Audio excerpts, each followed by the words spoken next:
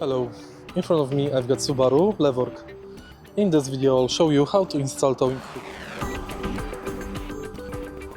In the beginning let's find towing hook. This car has dedicated place for it. Leave the trunk floor and the towing hook is located here. If you are towing somebody, the towing hook place is located here.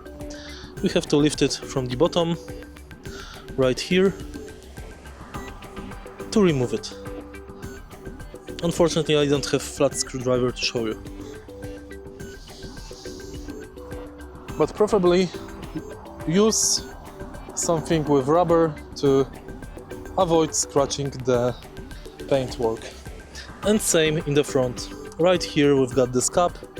We have to remove to access towing hook lock. Once it's removed, simply insert the towing hook and screw it in.